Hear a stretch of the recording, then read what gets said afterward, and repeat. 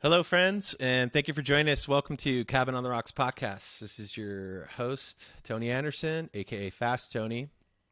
Really happy to have you all here tuning in today. We have a very special guest, Darin Murphy, who hails from Austin, Texas. He is a powerhouse of entertainment all in one. He has most recently just come off the 50 years ago today tour, which showcases the Beatles. This time around, they're showcasing the Rubber Soul and Revolver album titles. This tour's got Todd Rundgren, Denny Lane from Wings and also Moody Blues fame, Jason Sheff from Chicago, Joey Moeller from Badfinger, and also Christopher Cross. Darin, thank you so much for joining us today. So happy to have you on the podcast. Man, it's great to be here, Fast Tony. It's been a long time since we've hung out together. Yeah. This was like probably around at Kerrville Folk Festival. I think it was the last time I saw you. Yeah. I'm really pressing the limits of my friendships in Austin. They're wanting to know, when will I be coming back? Will I ever see you again? Is a phrase people have been saying to me. Though I can't say now. I'm all holed up in my cabin in the mountains here, continuing on with my bees and everything else I have going on, growing some food here, and it's amazing. So I can't complain. I'm hoping to get back to Austin though eventually, and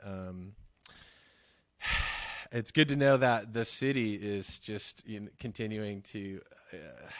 I guess, is it good to say? It's just I went there in 90. I landed there in 95 the first time, and God, what a difference between 95 and now. I mean, I don't know if I would even recognize it. Yeah, it has changed dramatically Yeah. since, and I think you and I got here at about the same time, Uh-huh. and there were a lot more,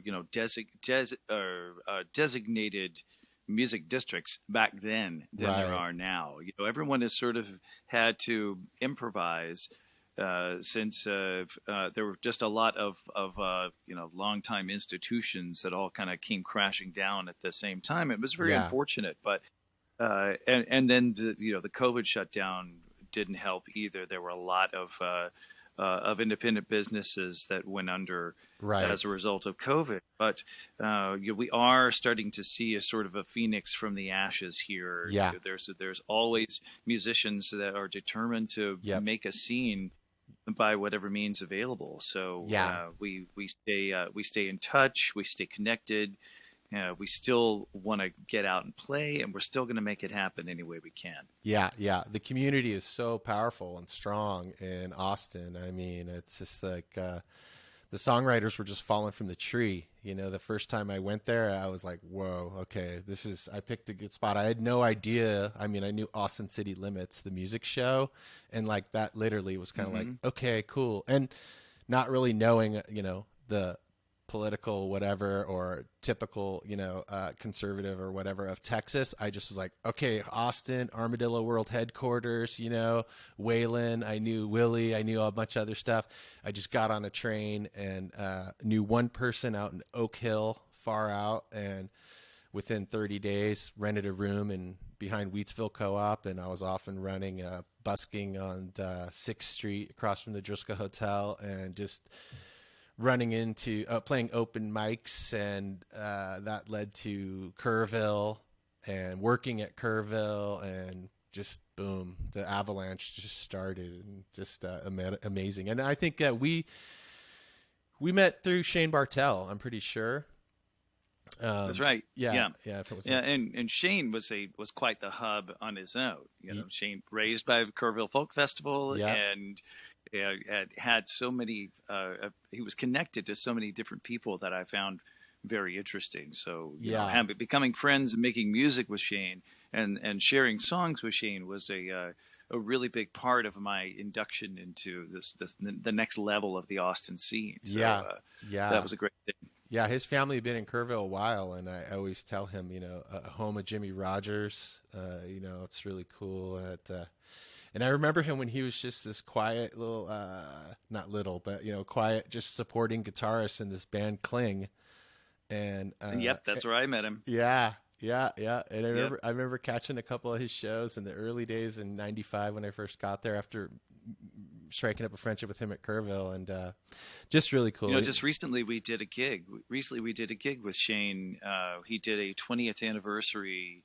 It was not so much a re-release as sort of was a celebration of his first album, Reference. Yes, And yeah, so, you know, the original band got back together, and so we played. I guess we must have played an hour and a half, man, at so this great. cool little room on the east side of town. It was great. It Yeah, was really nice to play that stuff again, and it's interesting how it all comes back too. yeah, yeah, It all yeah, comes back to you because you have it out of your consciousness for so long because you're just working on so many other things, and then you sit down to play it, and it's like it never goes away. It's y- just like boom, and yeah, that's the mark of really good songwriting is that it's so instantly recallable.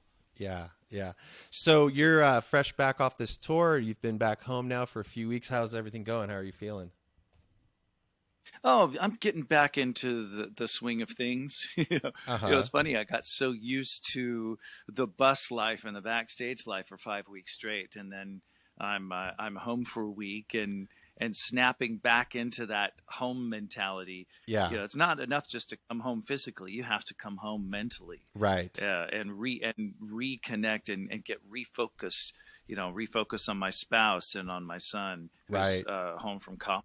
And so it took some discipline at first, Uh but huh. it's much easier now. And Yeah. then, of course, I went back and I played a gig with another band with Robert Harrison over the Uh weekend, huh. and I found myself back in this sort of backstage hospitality green room situation, which was instantly familiar. Now, actually, I kind of welcomed it because I found myself like a sort of a fish out of water for a Uh week, huh. and Uh like, huh. oh, okay, it's good to have just a little connection with this while I'm weaning myself off of it, and getting back into some life. And I think every touring musician goes through that Yeah. to some degree. So this 50 years ago today tour, did you join this last spring? Is that correct or? Actually, I've been working on it the entire year. I started working on Uh it in huh. Oh January wow. Okay. with Christopher Cross, I see. and Christopher really is the main catalyst for my involvement in all Okay. of this. Excellent. We were first connected by my friend Randy Miller. We have a mutual friend, Okay. and Randy produced the first album I ever made with my sister Trish, Yep. and we had connections that went back to the Houston music scene in the '80s. That's how Right. far back we go. And so it just happened to be, the right guy in the right place at the right time to get involved in this project. And it started 3 years ago, Uh huh. uh, because they were in 2019.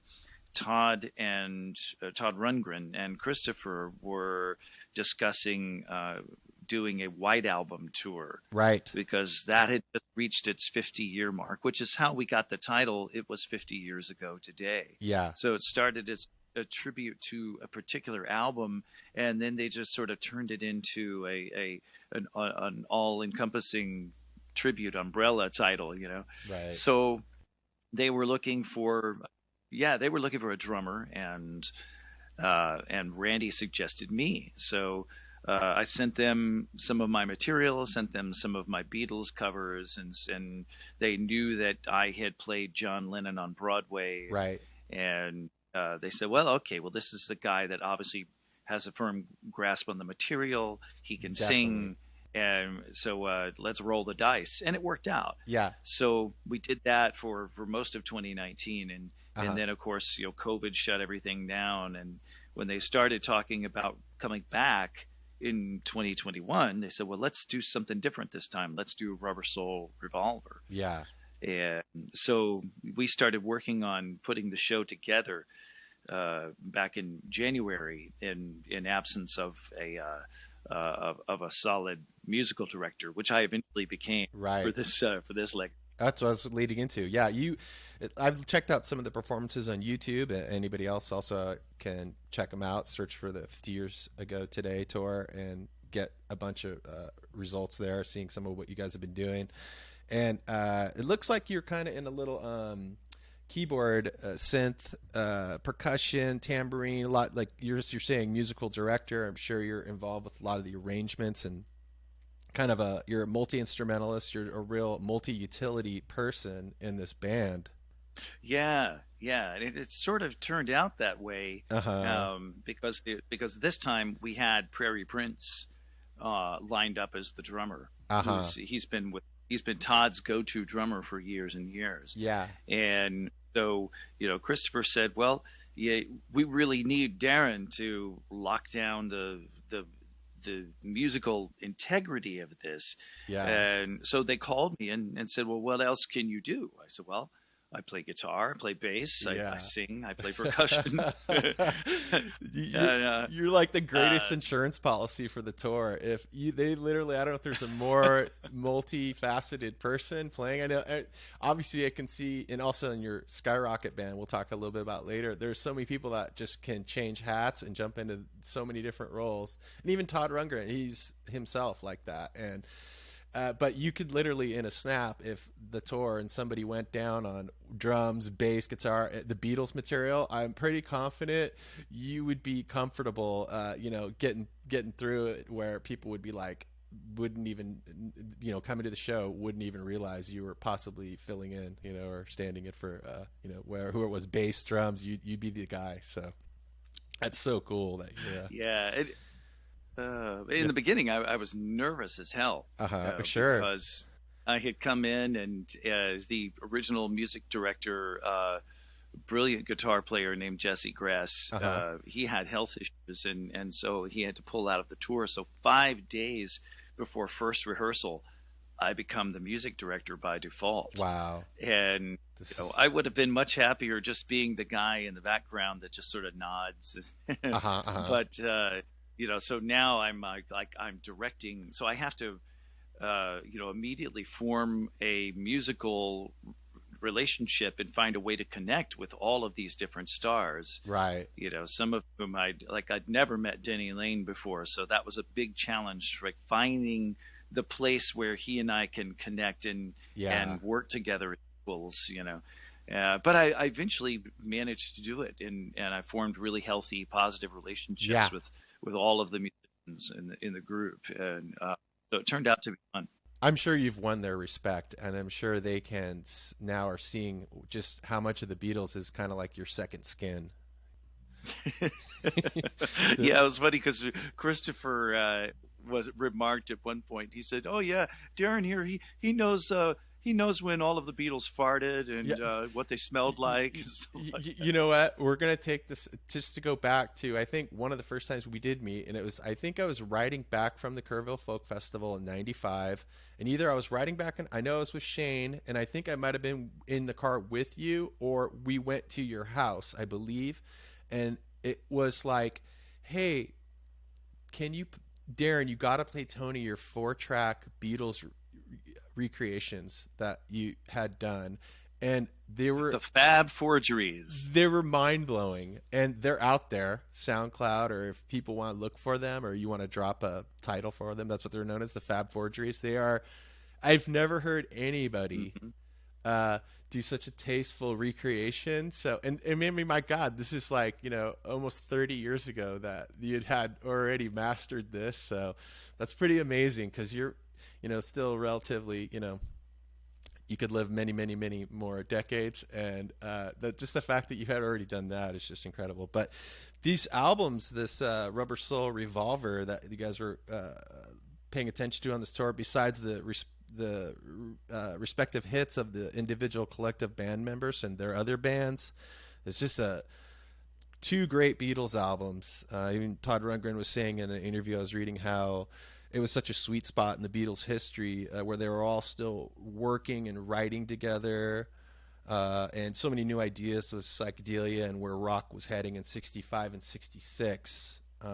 It's just too, it really is a particular apex, I think, for the Beatles working together. It's amazing, and I was hearing how you guys had access to besides technology and other things, there you had access to some of the like isolated tape loops from Tomorrow Never Knows that you guys are able to incorporate and bring to the performance. Yeah, I mean, there's a treasure trove of resources on the internet that are easily sampled, Right. and so when you've got a very limited amount of time to put stuff together, then we were able to fly some of those things in, but also we were able to use them as reference material Yeah. so that Right. everybody could dig a little bit deeper into the tracks, and we weren't necessarily trying to get everything exactly like the records, because Sure. it's a it's a we wanted to separate ourselves from the Uh-huh. average Beatles tribute band. Yeah. I wanted the core band to have a lock on the arrangements and the integrity of the music, and hang on to those hooks that people can identify with, and let the other artists be themselves. And so you have to walk this fine line between composition and expression, Yeah. and find the balance between those two. So, Yeah. and I think we pulled it off. Everyone had a lot of freedom uh, to to do what they wanted, but still be grounded in the tradition of the material, in the way that Uh-huh. people are able to hear it and understand it. Yeah. I just want to say, and I didn't realize that Todd Rundgren had originally kind of got into the circle with the Beatles back when George Harrison went to do a concert for Bangladesh and was in the middle of producing the Badfinger record. And so he got like overloaded with Concert for Bangladesh kind of coming on fast as a charity relief, and got tapped Todd Rundgren to help kind of finish that off. I hadn't realized that before. That was kind of a cool historical tidbit about that wasn't aware of. Yeah, that happened really early on in Rundgren's career, Yeah, and so he was brought in to kind of finish that record up, and he did it very efficiently. He's yeah, known yeah. as a very efficient producer. Uh He can huh. get stuff turned in on time and on budget, Yeah. uh, and he did a great job. Yeah, yeah, absolutely, absolutely. Have you? I'm sure you've seen the "Hello, It's Me" performance on Don Kirshner's rock concert, like circa '74, where he's looking more alien than Ziggy Stardust. He's got this. Yeah, He's yeah, in the like another the planet Todd Rundgren.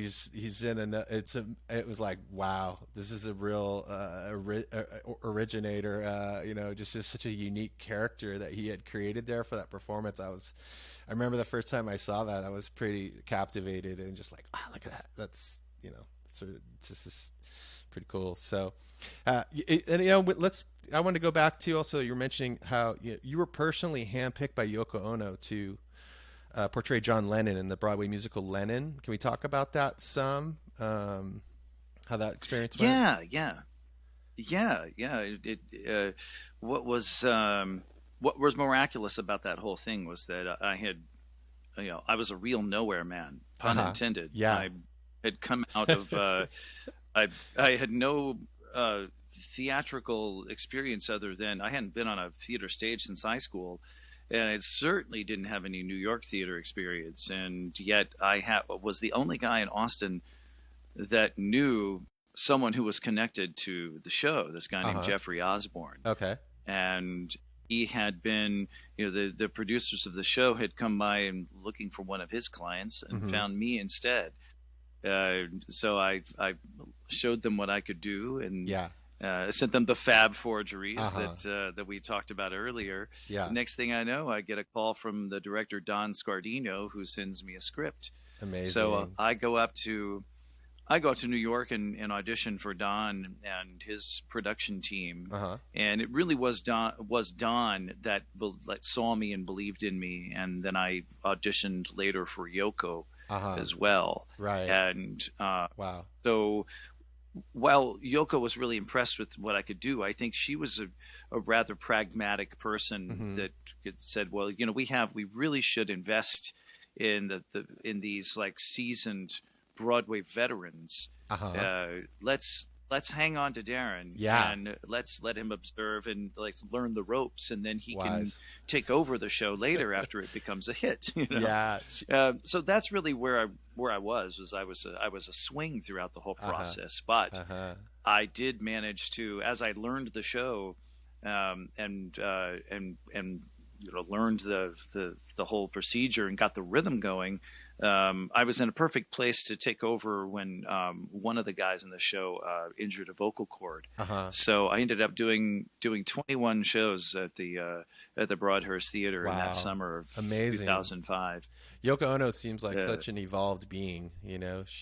I mean, she'd have to be somebody special, obviously, to turn the light on for John Lennon, you know, to have him be like, "You're the one I want to spend my life with." But uh, yeah, she really is. She's remarkably intelligent and yeah, very artistic, and she's a woman of her word. yeah, She borrowed a book of hmm mine, uh-huh. and then I didn't see it for several months, but then she returned it. Not only did she send it back to me, but she had autographed it. She had Oh, on the cool. cover page, she had drawn a little drawing and said, "Imagine peace, love Right. Yoko." And it's like, wow, She, that is a classy woman. she has she has such a powerful story, and you know, just her career in general. And I've read quite a bit about her, and it's amazing. You know, it was easy for her to get overshadowed by the legend of John Lennon, but you know, she was on quite a trajectory before they crossed paths herself, and her whole upbringing and where she came from as well in Japan, and what kind of life she grew out of too, and the person she just kind of grew into and became. It says a lot about her. I don't know, fair-mindedness and her ability to just think way outside the box, no pun intended, and is really cool. You know, when I was working, the years I was working at SAR Studios, so many different people came in, and Sean Lennon came in. I don't know, a couple different points for several weeks at a time, and I remember on one of my days off, wasn't there, and the next day I came back. People said, "Oh, you missed it. Yoko came in yesterday," and I said, "Oh, really?" And they said, "Yep, yep." She pulled into the back parking lot in a huge Rolls Royce, and all day long the chauffeur just sat out there the entire time she was there, inside with Sean, buffing the fenders of the rolls.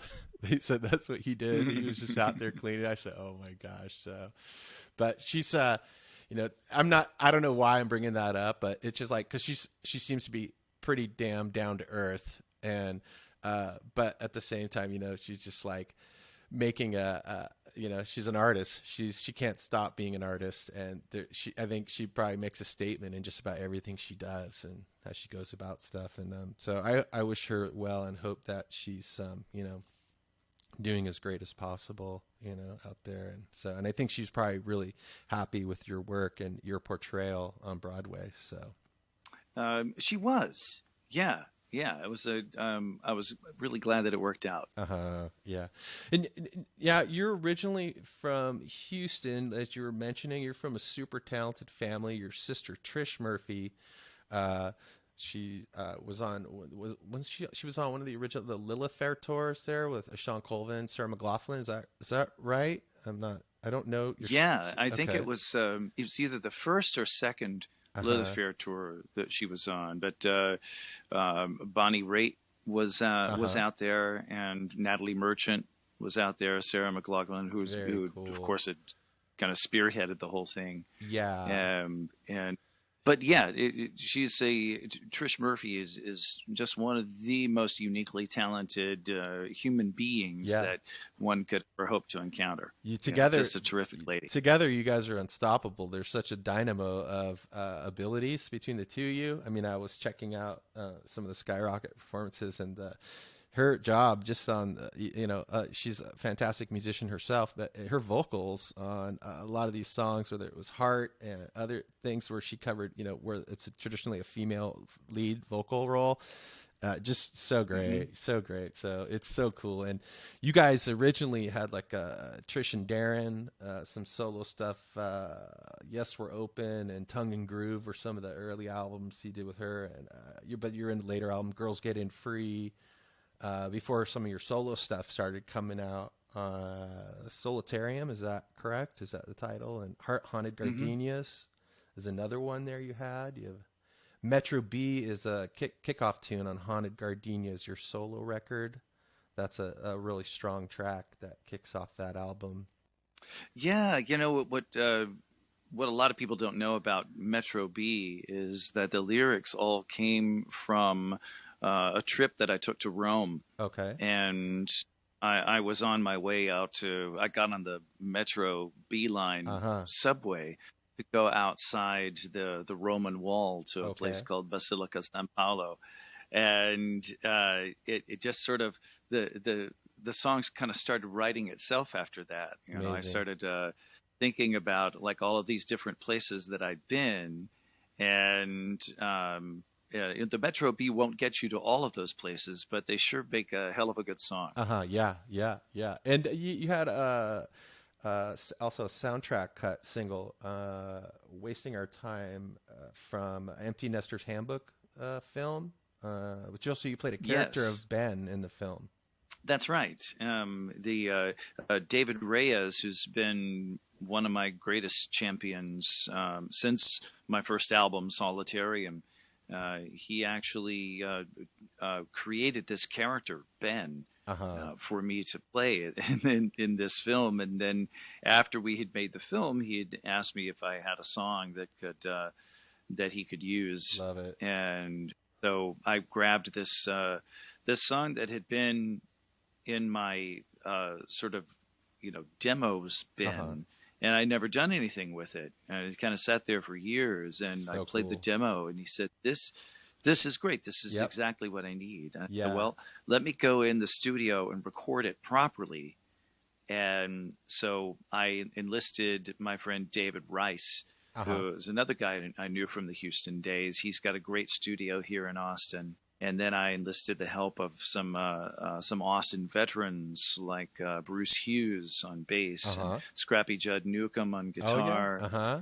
Chris Searles on drums, and of course Trish. Yep. And so we all recorded this tune, and then David brought a camera crew in to film the sessions. So what you see Wow. on the video is exactly how we recorded it. Scrappy Judd Newcomb, is somebody that when I first moved to Austin, all of a sudden my brother, who's friends with Jason Faulkner, all kinds of people, lived in Hollywood for years before me, said, "I'm coming out to Austin with my friend Diablo Records, and we're gonna go to Willie Nelson's picnic and Eddie Spaghetti from the Super Suckers." Everybody was kind of like all in this same circle, and Yeah. that's when I started when I met him and heard about all kinds of. It was like the beginning, just talk about the tentacles of music in the small world. The solo record, the Haunted Gardenias, I was definitely hearing. Of course, it's not hard to not hear the Beatles in your work, but it's like kind of like a little Beatles meets Peter Case with a little Elliott Smith. And then I was also hearing Cheap Trick and even some ELO, which isn't surprising because all these bands and people I'm talking about are also heavily influenced by the Beatles too. But it's not like I hear your stuff and go, "Oh, Beatles," but it's like, man, you have your own flavor and spin and originality, and it's fantastic. I think the production of the Beatles and the songwriting is all there. I could even Blackberry Plain. I could hear Harry Nilsson in that song, and I just thought, wow, it's just Oh yeah. great, great, Yeah. great production. That's out there on Apple iTunes and all the other streaming platforms. There, people go check out Darin Murphy and those records if you can. You won't be disappointed. It's a great listen. I had a lot of help with that record from this guy, the Swedish guy named Lars Yeah. Goransson. You've probably met Lars at some point in your travels, and he's connected with to a lot of other folks that I have solid musical relationships with. Uh huh. The guys like the Real Heroes featuring Benjamin Hotchkiss Uh huh. and Cotton Mather featuring Yep. Robert Harrison. Yeah, where all those points sort of go back to Lars. So he did a wonderful job sort of keeping me out of my comfort zone and challenging me to look for Uh unique huh. sound. And he kept my mind very Okay. open while I was making that recording. Yeah. Um, and I'm still really proud of that record. It still holds up, I think. Uh huh. Yeah. The podcast episode before you I had Rafael Gayol from Leonard Cohen's touring fame band, probably most known. But Yeah. I had missed in the interview how there's a Bob Schneider, Bodine's connection with you guys, and I mentioned a couple other Hmm. people who were connected with And Bob a Trish Schneider. Murphy connection Yeah, too. yeah, yeah, absolutely. Yes, yes, he was on a couple of your sister's records. Yep. Were you on those? Were you on those same records with some of those same people, the Bodines and Bob Schneider, or were they just live dates? Or I wasn't sure if you were.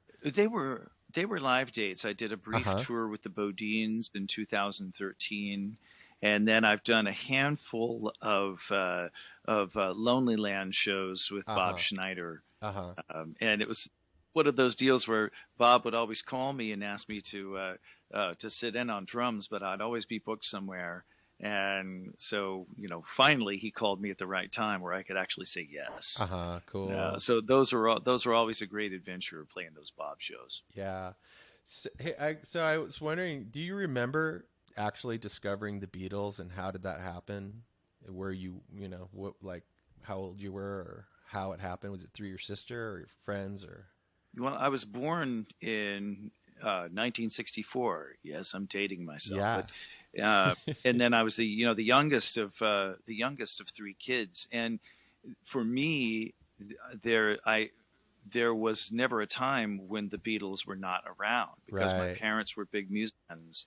They were fans of the same rock and roll that had influenced the Beatles' career, so Yeah. it was all around. There Yes. was a there were so their music was playing all the time at my house, Right.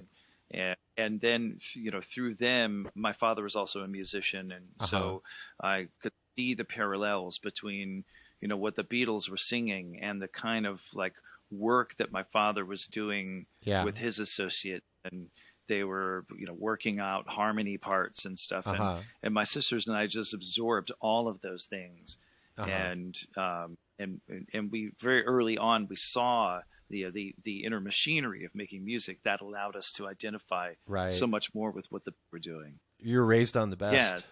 I feel like I was raised by the Beatles as much as I was raised by my parents. Yeah, that's so great. Have you actually, I have to ask you, have you met Paul McCartney or Ringo Starr yet? No, no, I think I I feel never like have. that's coming, Darren. Well, they're on their deathbed. No, no. It would I Uh, yeah, it yeah, would be it would be fantastic. yeah. But I would love to be able to just you know to just talk normal shop with them, Sure, sure. and Yeah. and I think people appreciate it when you're able to connect with them on just a mundane level and just talk Yes. about life, but then try to talk about music. Yeah, I've Yeah. met very many famous people, and there are quite a few who love it when you treat them like a regular person, because they're so used to people tripping over themselves in awe of their celebrity, that when you actually do that, that's refreshing. They're like, unless they're a celebrity that loves to be pumped up all the time, then you're not going to get that. But I feel like so many celebrities are like relieved when somebody's like, not a bundle of nerves, and like, not freaking out, because it'd be pretty scary, I think. I mean, I think an anonymity is to be cherished in a way, because my gosh, you could become a prisoner of your own fame. Look at Bob Dylan, and even any huge celebrity, any of the Mhm. Beatles. Like Ringo's like, I don't sign anything anymore. Just stop it. Like people, they're just kind of start trying to totally exploit and feed off of what is going on. I, you Mhm. know, And there's yeah, hundreds of millions of us that yeah, were so affected by this music, yeah, from so many different people, and we're grateful for it. And yes, so when we see them instinctively, the first we want to tell them everything they mean to us, and we want to express our gratitude. But from on the receiving end, there's really only so much that our consciousness can handle, yeah, and some people have all the patience for it in the world, and right, others just can't handle it. yeah, So we as the audience have to really respect that. yeah. You know. So I usually keep the podcast pretty positive and sunny, but I gotta just say this because I'm kind of curious. I want to ask you if you remember where you were the day John Lennon died, how you remember hearing about it, or Yes. what, how, like you were a teenager, probably 13, hmm roughly. I I was 16, Uh-huh. and my Okay. family had just moved to Amarillo, Texas, Okay. and we had been there for about a month. Uh-huh. We moved in. We arrived there on Halloween, and then Ronald Reagan got elected, Yeah. and we were in an apartment right across the street from the new high school that I just started going to. Uh-huh. And so I was at home on a Monday night, and I was watching. I was a big football fan, Yep. and so I was watching Monday Night Football. Okay. And I think they were in overtime, and all of a sudden I hear Howard Cosell mentioning Wow. John Lennon and great tragedy in the same Jeez. sentence.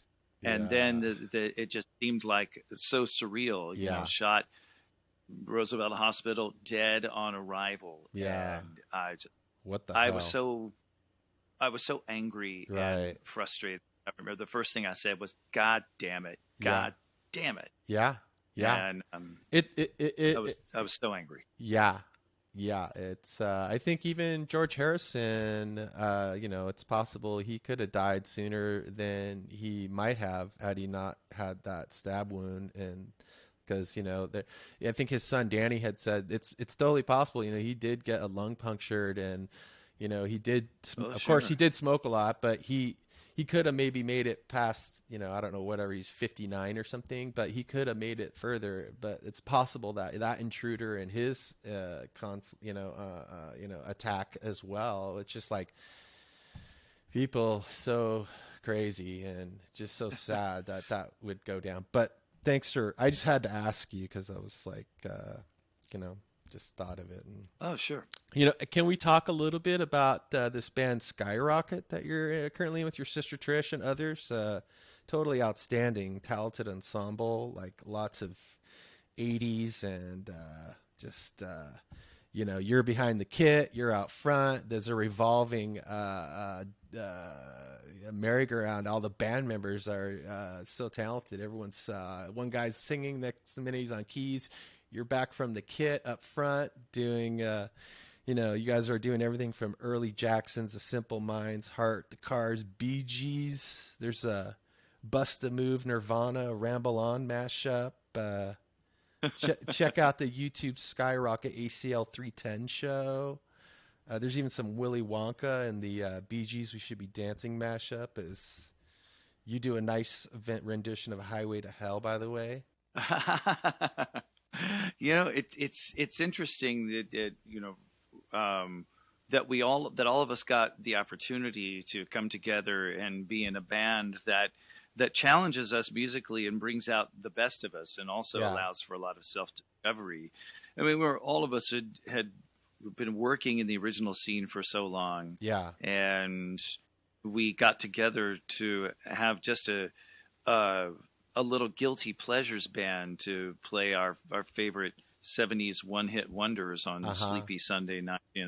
Yeah. And then more people got involved in it, and then more people, like audiences, started responding, and then people Yeah. started paying us real money to do it. Uh-huh. Yeah. And so we're also lucky to have this experience where we can apply this sort of tongue-in-cheek attitude to everything that we do.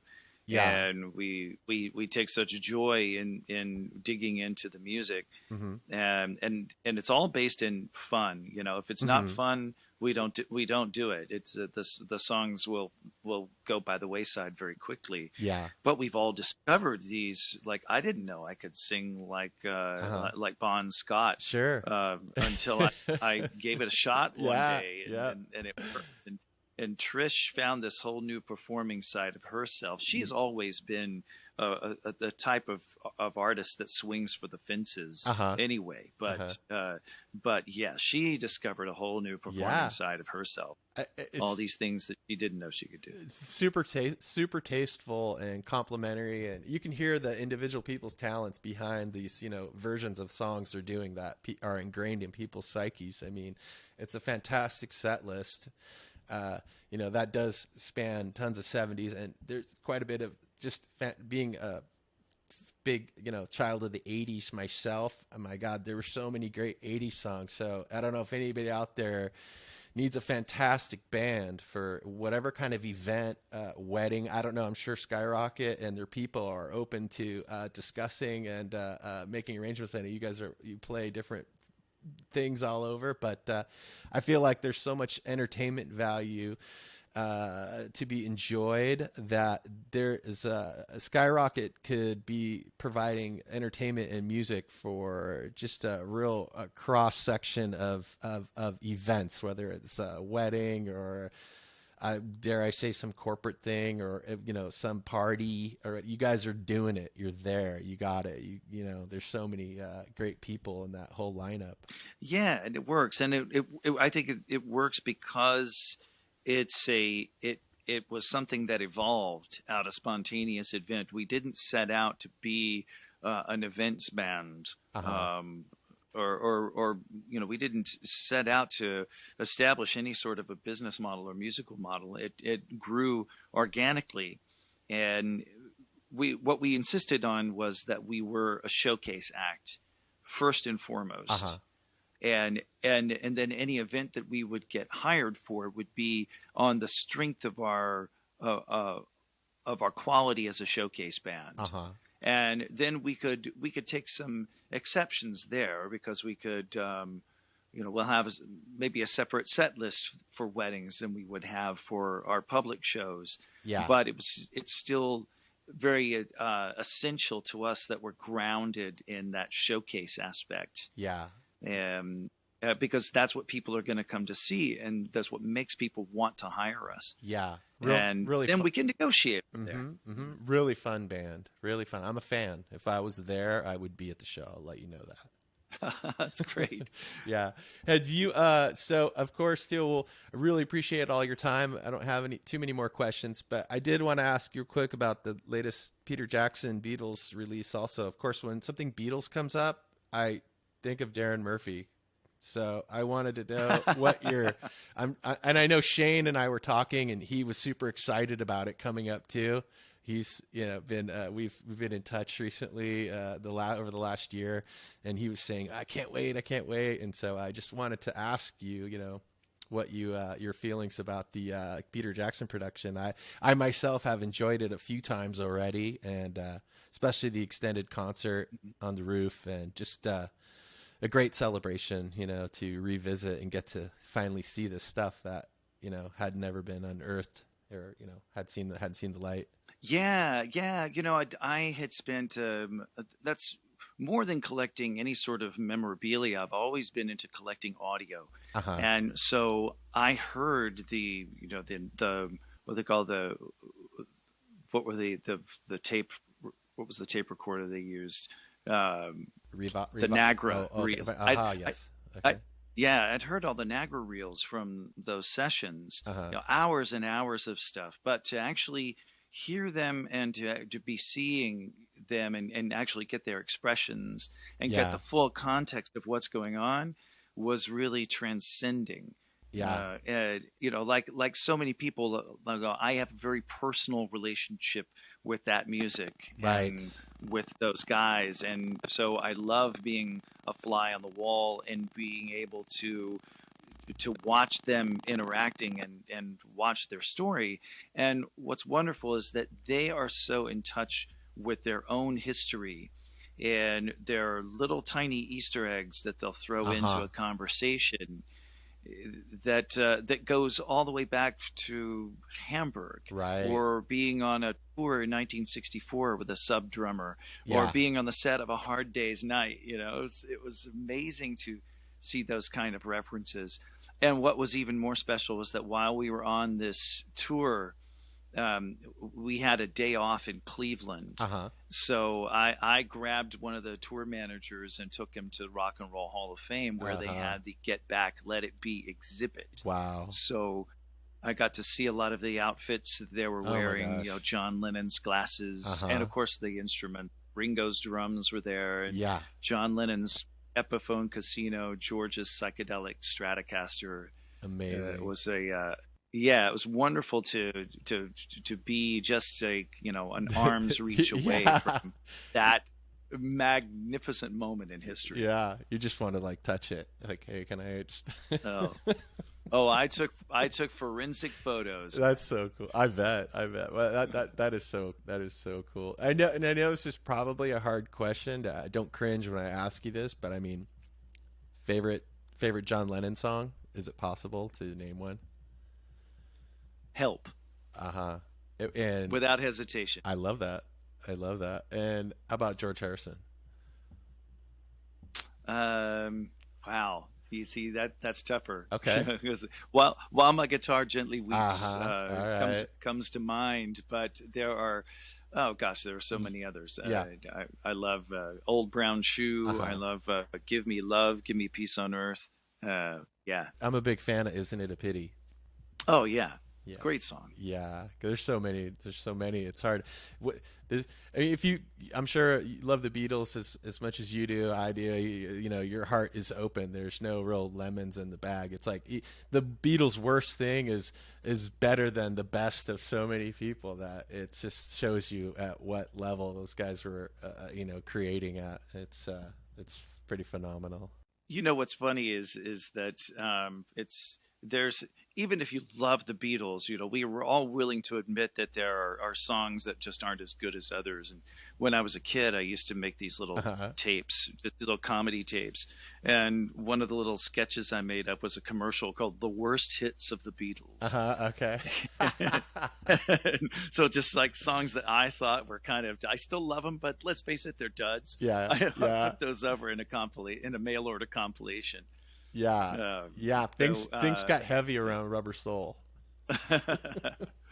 but see, like I look at them now, I look at them way differently. Like a song, Uh-huh. people might write off a song like "What Goes On," Uh-huh. but I find that it's probably the hardest song to play on drums Yeah. Uh-huh. because the groove is so fast and so difficult and so Okay. steady. Wow. So and like even their worst, you're right, even their worst material is better than so much else that's out there. Yeah. They were just firing on all cylinders, and just the blend of the harmonies and everything, whether it was vocals or instrument blending, is just, man, just But as Bono said, though, they're miracles, those uh-huh. songs. Yeah.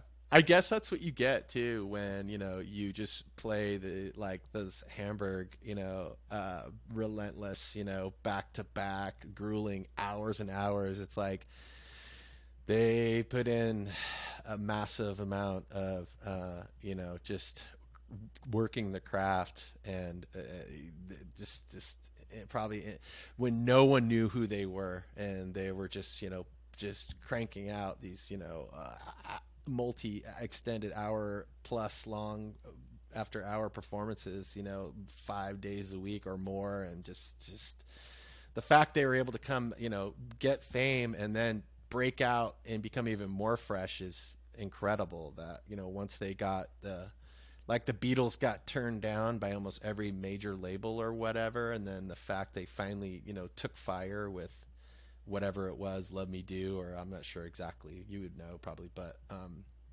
and that they just catapulted once they got a quote unquote cushion, and they were able to, get some energy, get charged, kind of a renewal. They were, because I would think like Yeah. a lot of people would be burned out after playing that hard in Hamburg and all that stuff, and then it was great that they were able to, soar even higher and even further after, breaking through. Well, it's in so many ways that was a band that felt like they were doomed early on. Uh-huh. They and just when they were thinking, there's really no point in carrying on with this, there were always a reason that showed up. Uh-huh. A gig offer, or they were going to break up right before they met Brian Epstein. Yeah. And then Brian encouraged them to get to the next level, and then they got really they got to the pinnacle of world fame and thought, Mm-hmm. well, maybe we ought to knock off after we quit touring, and then they went to the next level with the greatest album ever made, Mm-hmm. Sergeant Pepper, and then right after that, Brian Epstein died, and I thought, wow, there's maybe we ought to just call it. And it's like Yeah. there was always a reason to keep going. They went as long as they possibly could keep it together Yeah. before Yeah. they just couldn't anymore. Yeah. and they gave us so many gifts in the process. Yep. Yep. I agree. I mean, it's hard to be that incredible and that amazing. At least I mean, you look at how many years a band puts. I mean, there's not a comparison musically, but I'm gonna just say for convenience here, like something like Led Zeppelin, and how they had a similar thing where all their records were music were so strong, and it was almost like if John Bonham hadn't died, you wonder if they could have kept, you know, uh, springboarding further forward off of their past. Not that they were comparing their past things. I think, like the Beatles too, they were always making new, inventive things to keep themselves inspired. The things they were doing, but I think of Led Zeppelin because they had a similar like where God, every record was just so stacked and such an accomplishment. It's like how long can you be, at all 10 stars for 6, 7, 8, 9. It's like it's pretty hard to be just mind blowing, phenomenal. Maybe as a band, past a decade. Not only that people change, and also just the effect of all that fame and money and everything else, being in the music business, which is brutal in a lot of ways, like Hmm. that it's cool that we got what we Yeah. got, and that that Yeah, and I've always sort of rationalized, bands like the Beatles, well, they had to break up so that they could make room for Led Zeppelin, and then have you, oh my gosh. Led Zeppelin had to end so that we could make room for the punk explosion and all of the creativity that came Uh-huh. out of that, Yeah. and yet at the same time, the Rolling Stones just Uh-huh. stayed together and soared through it all. Right. Yeah, we never would have got all those great solo George Harrison and Milk and Honey and Watching the Wheels. We wouldn't have got all that stuff too. They were finally able to, those guys were hungry to maybe, after being chained to each other in a way for so many years. I know they were like, hey, I get to just not be a Beatle. I get to be myself. Like Mick Jagger referred to them as the four-headed monster. They were always lurking and, knocking them Yeah. in the stones or whatever. And just pretty phenomenal. So, is there anything that you wanted to mention, maybe that I haven't brought up about musically, or something you'd just like to give a shout out to, or anything? I don't know. Just thought I'd ask. Um, it's funny because right when we hang up, I'm going to think of something. No, it's okay. But Yeah. no, you've covered so much. Uh-huh. You've really done your homework on my career, so it's been really easy to address all of these little topic points as they come up. Yeah. Well, it's just been fantastic having you on the podcast and getting to hear more in detail from you personally about your story, your music, your records, the tours you're involved with, your work with your sister Trish. And I just encourage everybody go out there and look for Darin Murphy, look at Skyrocket, look at the 50 Years Ago Today tour going on, and all this great stuff that you've been and are a part of. And because your production values, I think later when you ever do get tired of touring or whatever, Darin, I think there's a full-time producer's job there with your production skills. I think there could be, because I think the production on your records is fantastic, and it's I applaud you, and it's great being a friend with you all these years, and to reconnect and get to have you share your story. Oh, well, thanks, man. And I'm glad you mentioned production because there's a record that I produced last year Okay. by a guy named an artist named Billy Wilson, and his project was called Latin at Heart. He put out a song called "We Ran To" Okay. and released a video, and it was the first uh, professional recording that he had made, Hmm. but it was also his last because Wow. 2 months after the record was finished, he died of cancer. Oh my gosh. And so I didn't realize that I was producing a bucket list item for a Whoa. man who was going to see his last days on Earth. So Holy smokes. I was really glad that the song turned out the way it did. But you can find that Okay. on YouTube. Well, so and it was a pretty ambitious production, but I think it sounded pretty good, and I also played drums on it. Oh, very cool. I can't wait to check it out. Well, God, Darin, it just wish you all the best and continued success. And I can't. I'm excited to see what the future holds for you because I really think you're on a good tear here, and I see a upward trajectory here, and it's just everything you're juggling. I think you're juggling well, and Oh, well, thank you. yeah, yeah. I appreciate your support and your Uh-huh. confidence all through Ab- these. Absolutely, absolutely. It's a rough terrain out there as a singer songwriter. Original material. There's a lot of uphill battle, and keeping the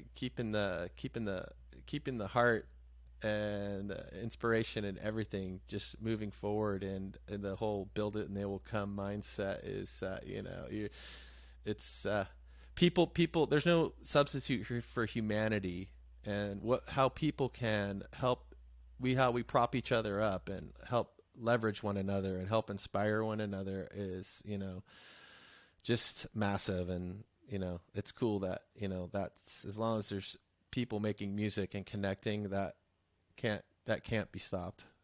There's nothing more important, I think. I mean, as we like to say, most people have jobs in industries that are essential to sustain life, which is very, very important. Hmm. But it's equally as important to give people a reason to Yeah. stay alive, Yes. and that's the importance and the power and the duty of music. Well said.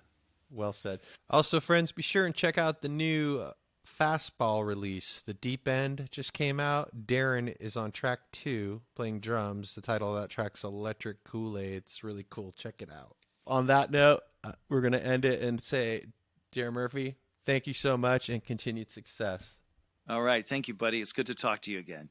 Okay. Thank you, Darin.